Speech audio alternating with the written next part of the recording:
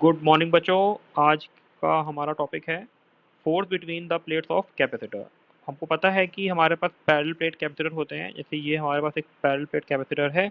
इसमें एक प्लेट के ऊपर पॉजिटिव चार्ज होता है, दूसरे प्लेट के ऊपर निगेटिव चार्ज होता है। मैं ये दूसरा प्लेट है जिसके ऊपर निगेटिव चार्ज बना हुआ है। तो एक पॉजिटिव प्लेट और एक दूसरा निगेटिव प्लेट, ये दोनों आपस में एक दूसरे को अट्रैक्ट करेंगे। तो वो क्या फोर्स होगा इन दोनों के बीच में अट्रैक्ट करने वाला, तो ये हमें निकालना है। ठीक है, यहाँ पे जो प्लस क्यू है पहले वाले के ऊपर प्लस क्यू और दूसरे वाले प्लेट के ऊपर माइनस क्यू चार्ज है। ठीक है, तो सब कैसे करना है इसको मैं बताने जा रहा हूँ, ध्यान दे देंगे देखेंगे आप लोग। सबसे पहले इसके बीच में इलेक्ट्रिक फील्ड निकालिए ड्यू टू पॉजिटिव चार्ज। तो what is the electric field due to positive charge? First of all आप ये सोचिए, electric field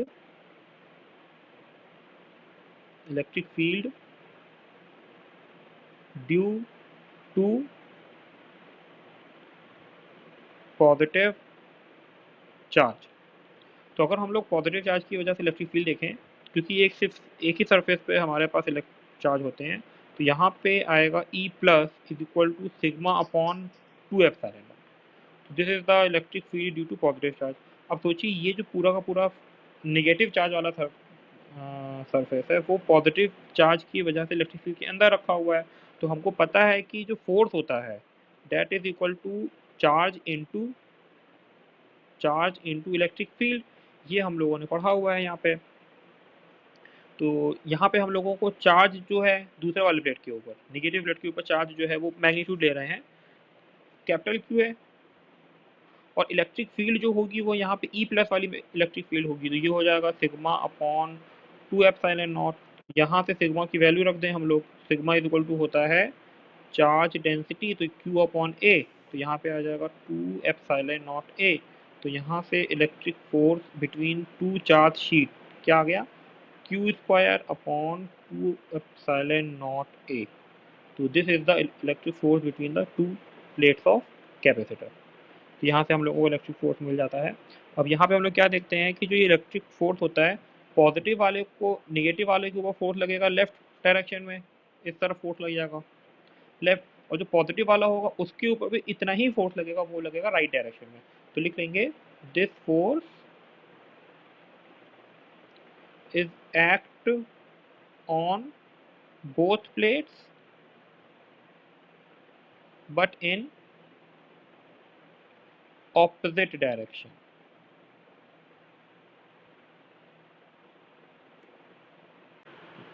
Now the next topic is electrical energy stored in capacitor. तो हमने यहाँ पे एक कैपेसिटर बनाया है जिसमें एक प्लेट के ऊपर पॉजिटिव चार्ज है, दूसरे प्लेट के ऊपर निगेटिव चार्ज है। इन दोनों प्लेट्स आपस में अट्रैक्ट कर रहे होंगे और वो अट्रैक्शन फोर्स है Q square upon 2 a epsilon not, जिसको हम लोग एफ से लिख रहे हैं।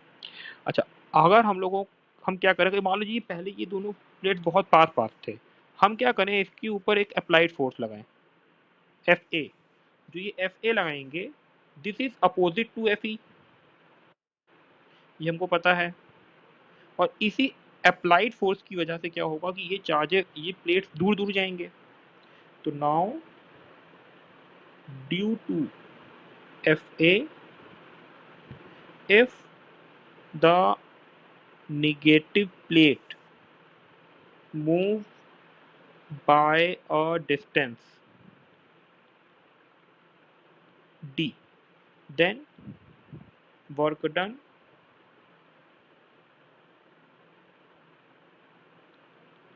in this movement. तो वर्क डन का फॉर्मूला क्या होता है, इसको हम लोग लिख लेंगे फोर्स इनटू डिस्प्लेसमेंट। फोर्स यहाँ पे हो जाएगा एफ ई। तो यहाँ पे जो फोर्स है एफ ए की वैल्यू देखेंगे तो वो एफ ई की इक्वल होता है। हम लोग सिर्फ अभी मैग्नीट्यूड की बात कर रहे हैं। तो एफ ई की वैल्यू यहाँ पे क्या होगी, Q square upon 2 a epsilon not into D. तो यहाँ पे जो ये वर्क डन है इसे हम लोग अपने ध्यान से देखिए, क्यू स्क्वायर अपॉन 2 अलग कर लें, D upon A epsilon not अलग कर लें। तो D upon A epsilon not की वैल्यू होनी चाहिए सी, 1/c। 1/c मतलब 1 कैपेसिटेंस। तो इसको यहाँ रख देंगे। तो यहाँ से W का फॉर्मूला क्या आ जाएगा, W is equal to q square upon 2c. So this is the work done in separating the two plates of capacitor by a distance d. ये हमारे पास एक आंसर आया. So this is the one method to calculating the work done in separating the two plates. एक और तरीका है, वो तरीका क्या है जरा सोचते हैं. जनरली होता क्या है कि हमारे पास जो दोनों प्लेट्स हैं, इन दोनों प्लेट को हम लोग एक एक्सटर्नल बैटरी से कनेक्ट करते हैं इस तरह से, इस तरह से. तो पॉजिटिव प्लेट से अगर मान सपोज कर लीजिए इस प्लेट का नाम ए है और इस प्लेट का नाम बी है. एक प्लेट ए है और एक प्लेट बी है. जो पॉजिटिव ए प्लेट पॉजिटिव प्लेट से कनेक्ट है, बी निगेटिव से कनेक्ट है. तो ए के ऊपर क्या आएगा, पॉजिटिव साइन, और उतना ही अमाउंट में बी के ऊपर आएगा निगेटिव साइन. ठीक है, सेम अमाउंट आएगा. मतलब अगर हम लोग प्लस क्यू और माइनस क्यू ले लेंगे, ठीक है, इस तरह से हम लोग चार्जेस ले सकते हैं दोनों के ऊपर. तो इन चार्जेस को जब ये आएंगे तो ये चार्जेस आते समय एक वर्क डन होगा, वो हमको पता है क्योंकि यहाँ पे पोटेंशियल डिफरेंस भी जनरेट होगा फिर भी, और वो पोटेंशियल डिफरेंस जो है वो अप्लाइड पोटेंशियल डिफरेंस के इक्वल हो जाएगा जब ये फुल चार्ज हो जाएगा तो. ठीक है, तो यहाँ पे हम लोग अगर इस केस में हम लोग वर्क डन की बात करें तो यहाँ पे वर्क डन कैसे निकालेंगे जरा समझते हैं. देखिए, एक फॉर्मूला हम लोगों ने पढ़ा है, D W is equal to Q D V. ये आप लोगों ने पढ़ा होगा फॉर्मूला पीछे. इसमें हम लोग अगर Q की बात करें तो Q चार्ज है, और यहाँ पे Q की जगह पे हम लोग लिख सकते हैं CV. CV मतलब कैपेसिटेंस इनटू वोल्टेज. तो यहाँ पे CV इंटू डी. अब अगर हमारे पास पोटेंशियल जब जीरो था तो वर्क डन भी जीरो था, और जब पोटेंशियल हमारा V हो जाएगा, फुल चार्ज हो जाएगा, तो हमारा वर्क डन भी मैक्सिमम हो जाएगा. तो जरा इसको रख के देखते हैं क्या आएगा. ये लिमिट हो गई हमारे पास, लिमिट. तो यहाँ पे लिखेंगे integration D W is equal to integration C V D V. ये 0 टू डब्ल्यू और ये 0 टू वी. अब यहाँ लिखेंगे, अच्छा पहला वाला जो इंटीग्रेशन है वो तो डब्ल्यू हो जाएगा, सिंपल. और जो सेकेंड इंटीग्रेशन है उसमें सी बाहर हो जाएगा, और वी डी वी को हम लोग लिख सकते हैं वी स्क्वायर अपॉन 2, तो 0 टू वी. तो यहाँ पे आएगा हमारे पास 1/2 C V square. W is equal to 1/2 C V square. तो this is the work done. ये हमारे पास एक वर्क डन आया. तो अब हम लोग यहाँ क्या देखिए, ये आया हमारे पास एक फॉर्मूला. अब आपको पता है कि C इज इक्वल टू हम लोग लिख सकते हैं Q अपॉन V. ठीक है, तो हम लोग यहाँ से अगर V की वैल्यू निकाल लें तो ये हो जाएगा Q अपॉन C. इसे उठा के अगर हम लोग पीछे वाले वर्क के फॉर्मूले में रख दें तो ये फॉर्मूला बन जाएगा 1/2 C Q square upon C square. यहाँ से सी से सी कैंसिल, तो 1/2 Q square upon C. This is the work done in charging the capacitor from 0 to Q. अगर 0 से लेके Q तक चार्ज करने में जो वर्क डन चाहिए वो ये हो गया. तो ये भी है वो भी है, दोनों फॉर्मूले सेम है, बस यहाँ पे इन टर्म्स ऑफ वोल्टेज है, ये इन टर्म्स ऑफ हमारे पास चार्ज के टर्म्स में है. अगर हम लोग इसी तरह से एक और फॉर्मूला बनाना चाहें तो ये जो पहला वाला फॉर्मूला, ये वाला फॉर्मूला लिखा है ना, इसी फॉर्मूले को हम लोग यूज़ करेंगे. इसी फॉर्मूले को, इस फॉर्मूले को यूज़ करके हम लोग ये लिख सकते हैं W is equal to 1/2 C V square is equal to 1/2 into C V into V. C V को अलग कर लिया, और सी वी इक्वल टू होता है Q. ये मैंने ऊपर ये लिखा हुआ है सी वी इक्वल टू Q, तो यहाँ लिख सकते हैं 1/2 क्यू वी. तो ये भी एक फॉर्मूला हो गया. तो मेरे पास वर्क डन के तीन फॉर्मूले आए, half C V square, half Q square by C, and half Q into V. अब क्यू कैपिटल भी हो सकता है, स्मॉल भी हो सकता है, तो इसके लिए बहुत ज़्यादा इशू क्रिएट करने की ज़रूरत नहीं है. चार्ज से हमको रिप्रेजेंटेशन करना था, मैंने कुछ जगह पे चार्ज को हमने प्लस कैपिटल क्यू कुछ जगह पे स्मॉल क्यू लिखा है, तो आप लोग स्मॉल क्यू भी लिख सकते हैं. उसमें इतना कुछ बच्चे परेशान हो जाते हैं कि कहीं पे कैपिटल क्यू आ जाता है, कहीं पे स्मॉल क्यू आ जाता है. तो क्योंकि मैक्सिमम जगह पे हमने कैपिटल क्यू लिखा है तो मैं हर जगह कैपिटल क्यू कर दे रहा हूँ. ठीक, तो ये हमारे पास हो गया वर्क डन. अब यही वर्क डन जाके इसके अंदर इलेक्ट्रिक पोटेंशियल एनर्जी के फॉर्म में स्टोर हो जाएगा. तो लिखेंगे दिस वर्क डन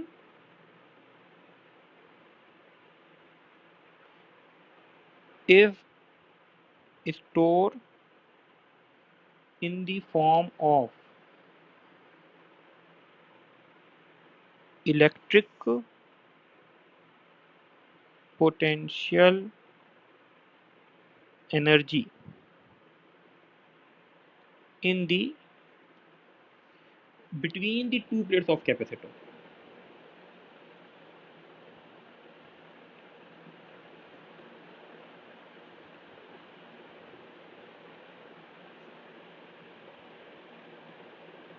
ये भी एक क्वेश्चन बन जाता है अपने अपने एग्जाम में कि जो एनर्जी स्टोर होती है तो कहाँ स्टोर होती है, where is the energy store in the capacitor.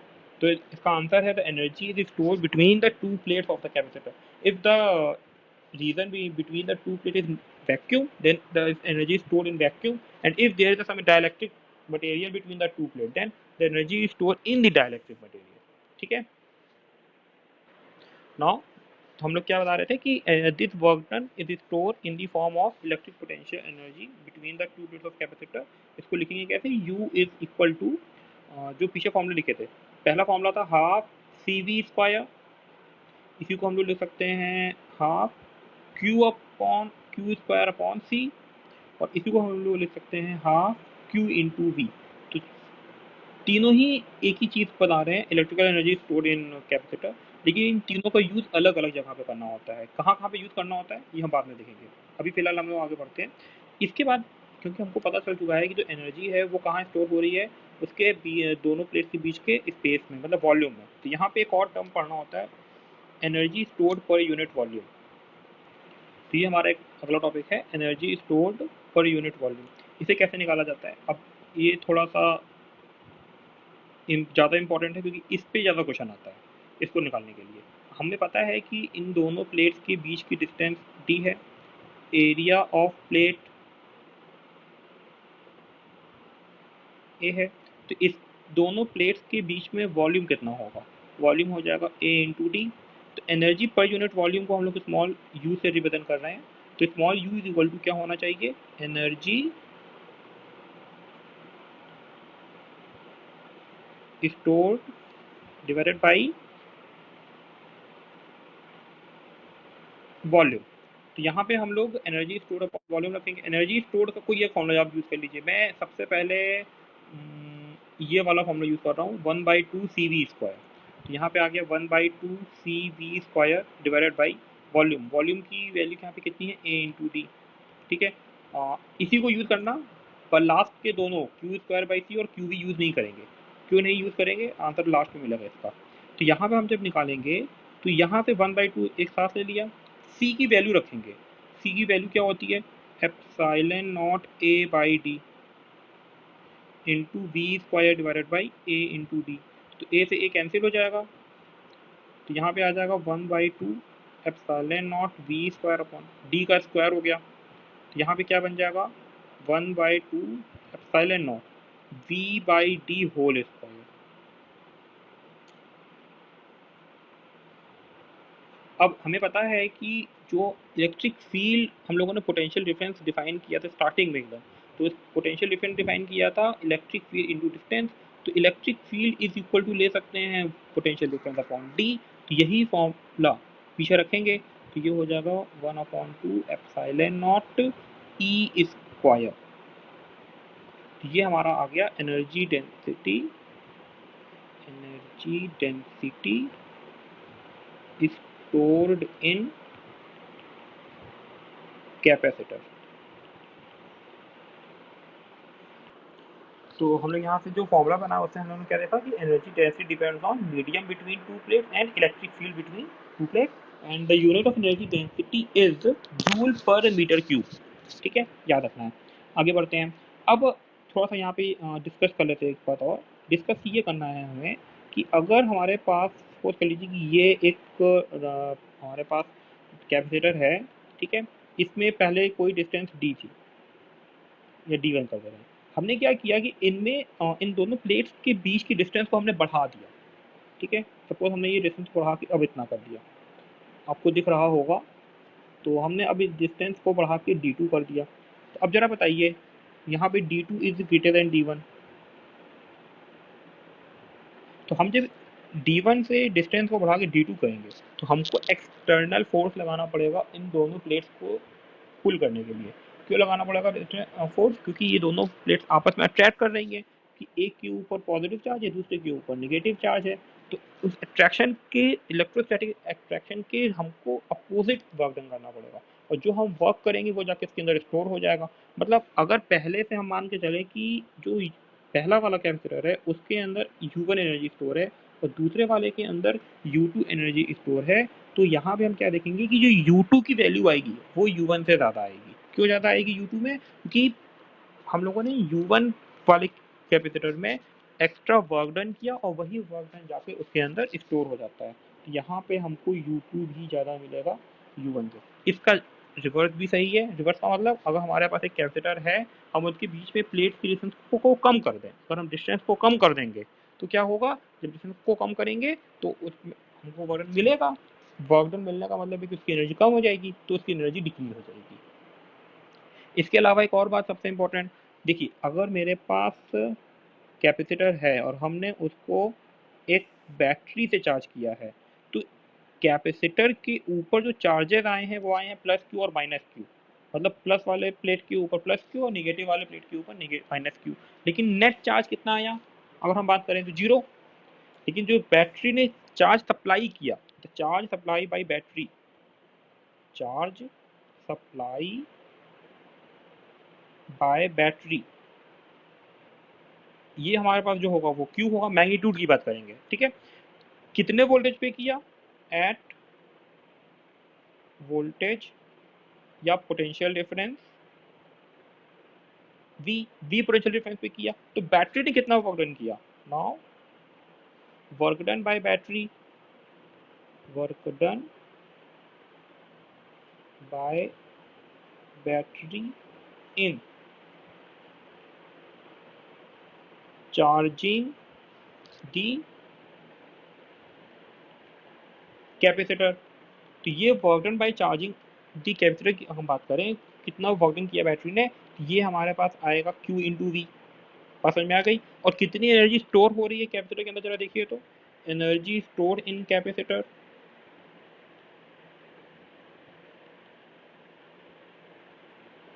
हम जब एनर्जी स्टोर की बात करते हैं तो वो हमें मिलता है हाफ क्यू वी।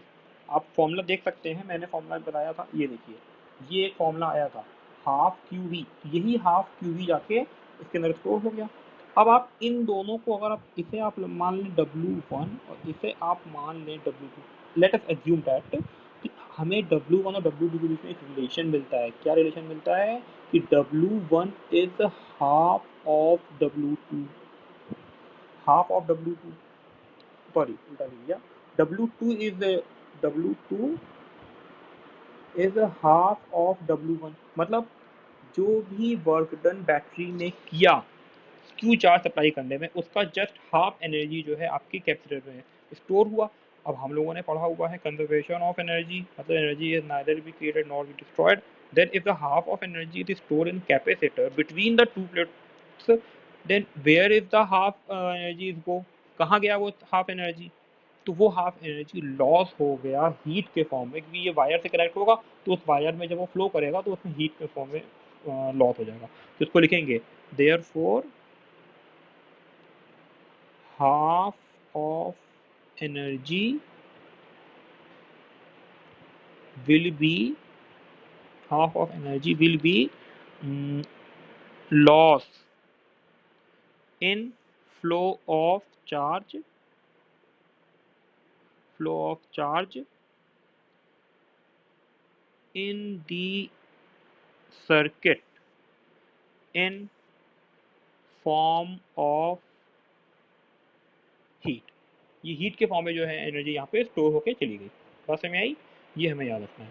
तो यहाँ पे ये चीज़ बहुत इंपॉर्टेंट है कि सिर्फ जितनी एनर्जी बैटरी देगा उसका जस्ट हाफ एनर्जी जो है वो कैपेसिटर में स्टोर होगा, बाकी हाफ एनर्जी जो है वो वेस्ट हो जाएगी हमारे पास।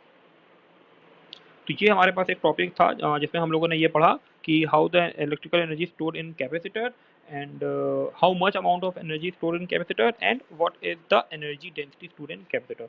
तो हम लोग अब इस टॉपिक को यहीं पे रखते हैं, इसके बाद हम लोग दूसरा टॉपिक पढ़ेंगे। ठीक है, बाय बाय।